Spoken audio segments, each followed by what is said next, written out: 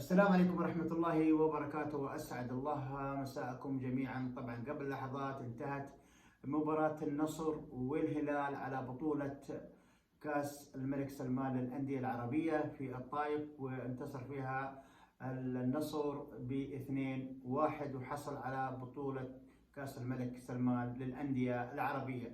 قبل ما أبدأ لا تنسون من دعمنا بالاشتراك في القناة. يا جماعة الخير اشتركوا في القناة، احنا والله نتعب علشانكم، ويمكن جوز لك القناة ولا مجوز، إذا خايف لا تشغل الإشعارات، اعطينا اشتراكك، لايكاتك، وإن شاء الله حتى نستمر. أنا والله تجيني دائما اتصالات: يا أبو معاذ ما أعطيتنا رأيك في المباراة وما يخص المباراة. أنا دائما المباراة فيه محللين كثيرين، سواء عن طريق القنوات والتلفزيون كله احاول اقتطف حاجات يعني يمكن ما احد يتكلم عنها. فاتمنى من الله سبحانه انك تنشر القناه. ايضا انا دائما اقول عندكم كود السناب موجود هذا، وعندكم كود الانستغرام، واذا تبغى رابط القناه ما تفتح معك تدخل على القناه، ما تفتح معك الرابط، تعني على السناب وانا اعطيك كود القناه، وان شاء الله تسوي عليها اشتراك وتشرفنا بالقناه. خلونا نبدا. اول شيء نبارك للعالمي النصر، هذه اول بطوله عربيه يحصل عليها. طبعا احنا نعرف الانديه السعوديه اللي حصلت عليها: الشباب، الاهلي، الاتحاد، الهلال، واخيرا حصل عليها اللي هو الاهلي من النصر من البطوله العربية هذه الأخيرة. وتميز فيها النصر أنها تحمل اسم سيدي خادم الحرمين الشريفين الملك سلمان بن عبد العزيز. طبعا البطولة قيمة تقريبا فرق شاركوا فيها تقريبا 16 فريق، بعدين 8، بعدين 4، ولين حتى انتهت المطاف تقابلوا ديربي بصبغة عربية، الهلال والنصر، وحصل عليها النصر. انتم شو بس بنذكركم، خلونا نتذكر بس التشكيله وان كانت انتم عارفينها.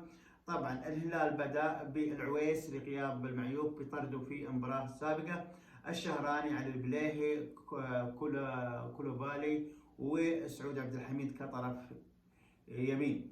امامه روبن نفيز، كنو، سالم الدوسري، اوفيتش، وميشائيل، هذا وكولوبالي. ف او كوم عفوا. فهذا اللي هو الهلال. اما النصر فبدا باللي هو العقيدي كذا، وفليس كان في الطرف يسار، وعلي وعبد الله العمري والقنام، وامامهم فوفانا والخيبري وماني ورزوفيتش وتليسكا ورونالدو. طبعا بس حاب اعطيكم احصائيه بسيطه عن المباراه. طبعا النصر الهلال سدد 20 تسديده، النصر 19. هذا هو الفارق اللي بين النصر والهلال، واللي خلى الافضليه للنصر. 4 للهلال على المرمى، منها 1 هدف، وللنصر 10 ومنها 2 الى النصر. الاستحواذ طبعا اللي هو 57 للهلال بعد، وخصوصا حصل الاستحواذ هذا الكثير للهلال بعد طرد عبد الله العمري في الدقيقة 71. 43 للنصر، و5 ركنيات للهلال مقابل 12 ركنية للنصر. طيب انت ايش رايكم يا ابو معاذ؟ انا بالنسبة لي انا اعتبر المباراة من 3 أشواط وليس من 4 أشواط كما يقولون، اللي هي الشوط الإضافي، الشوط الأول الأصلي، والشوط الثاني الأصلي، والشوط الأول الإضافي، والشوط الثاني اللي هي 4 أشواط. أنا أعتبر المباراة كلها 3 أشواط: الشوط الأول الأصلي، والشوط الثاني الأصلي، والأشواط الإضافية اللي هي كلها نص ساعة. أنا أعتبر الشوط هذا الحالة. طبعا الشوط الأول بدأ بجس نبض، لكن كان أجرأ شوية الهلال بس بدون خطورة على مرمى العقيدي، الى حتى تقريبا الدقيقة 11 او 12 دقيقة. بعدها بدأ النصر هو اللي يبادر، ولكن كانت خطورته عليه يعني صراحة أكثر، اللي هو النصر. الهلال شفنا في ال 12 دقيقة الأولى ما قدم شيء، كان هو المستحوذ، هو اللي يجرى، هو اللي يوصل ملعب النصر، لكن بدون خطورة على مرمى العقيدي. جاء الشوط بدت من بعد 12 دقيقة، لا النصر كان الأجرى، وكان لولا الله أولا ثم براعة العويس. على الأقل الشوط الأول أنا أشوف إنه كان ينتهي على الأقل بهدفين للنصر. الهلال ما شفنا منه بالذات اللاعبين اللي انت يعني تتعود عليهم، مثل سالم الدوسري، مثل فيتش، زي او مثلا يعني في لاعبين بالهلال يعني كنت تتعود عليهم من يسبب خطوره، ما شفنا الخطوره اللي تقول عنها خطوره على مرمى النصر. ولذلك كمان لسبب ان مدرب النصر كاسترو، يعني انا في وجهة نظري قرأ المباراة صح عندما وقف الأظهرة اللي تابع للهلال عن طريق ساديو ماني، وعن طريق اللي هو لما يلعب لك بالنصر، يلعب لك في اللي هو تاليسكا، فالطرف يلعب لك في الطرف اليسار اللي هو لما لعب تاليسكا امام الغنام، ولعب منين قدام فريلسي، فلما لعب يعني وقف لك الاطراف الشهراني وسعود عبد الحميد، فما شفناهم يطلعون كثير على ملعب النصر. الشوط الاول انا كمان ما هو ذاك العلو الكبير، كانت يعني الفريقين ما عدا يعني كان في تخوف، ما عدا النصر انه كان ياخذ مبادرات تعتبر فرديه، وكذلك العمليه عمليه اجتهاديه يعني سريعه، تكون اما من تسديده او عن طريق اللي كانت ولد عن طريق برونو سيفيتش او بهذه الطريقه. انتهى الشوط الاول، بدا الشوط الثاني. الهلال مثل ما بدا في الشوط الاول زي ما قلنا له 12 دقيقه بدا، ولكن المره دي سريع في الست دقائق الاولى وسجل هدف. عندما سجل هدف طلعت المباراه تصير، بدا النصر كانه يصحصح وبدا يجاري مين؟ يجاري الهلال، والهلال كان متكتل، وصار انا اول مره اشاهد الهلال انه يتكتل ويحاول يسوي العمليه التحوليه من الحاله الدفاعيه للحاله الهجوميه على النصر، وكاد ان ينجح بتسجيل ان يسجل هدف ثاني عن المهاجم كولم، لكن العمري تسبب في خطا في الدقيقه 71 وحصل على كرت احمر وانطرد. هنا بدا النصر خرج زي ما تقول خلاص ما عنده، فخرج من ملعبه الى ملعب الهلال. ولكن انا تعجبني بعض الاحيان بعض اللعيبه شخصيته.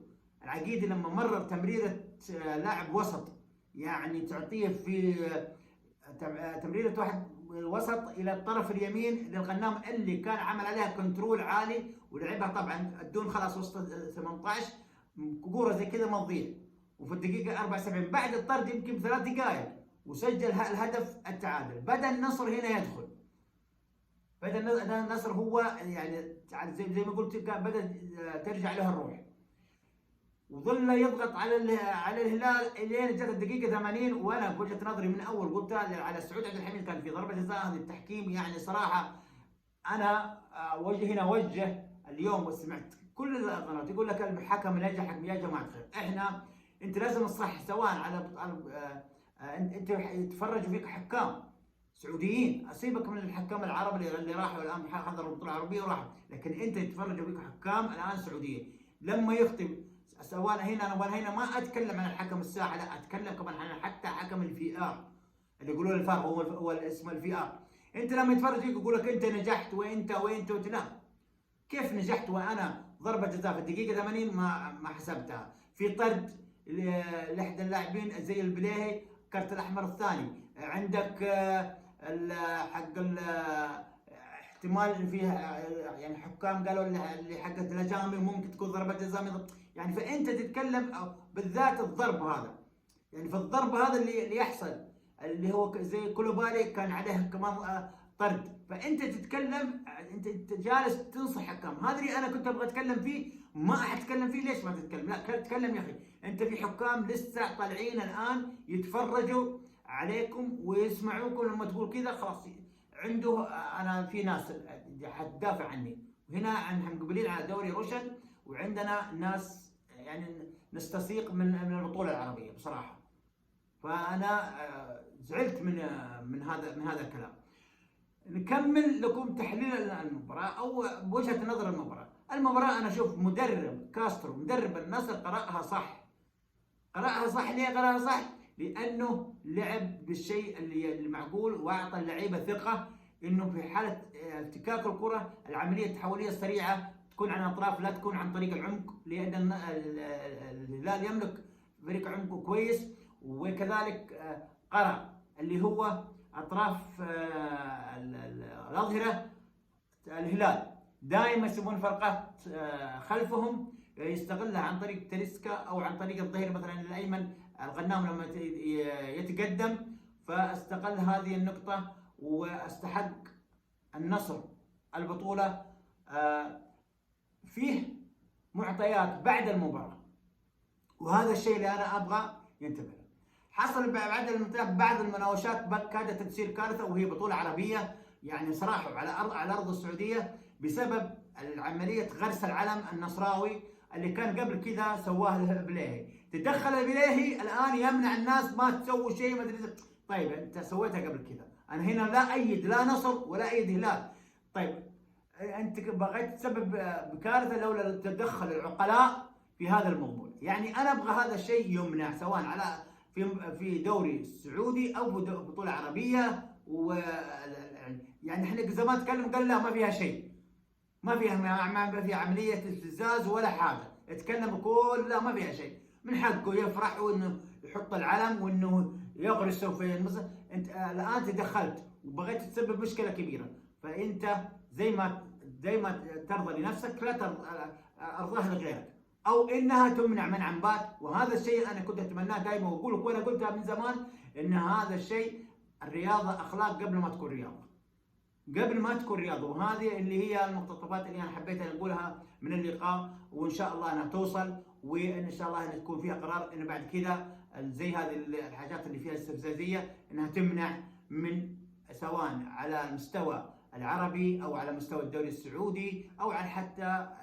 لان احترامنا وتقدير احنا نشوف في اوروبا برا انتهت البطوله الفريقين يسلموا على بعض وخلاص، وتكون وقت المباراه انها ينتهي كل شيء. تحياتي لكم، فنصبت من الله سبحانه وتعالى وان اخطيت من نفسي والشيطان.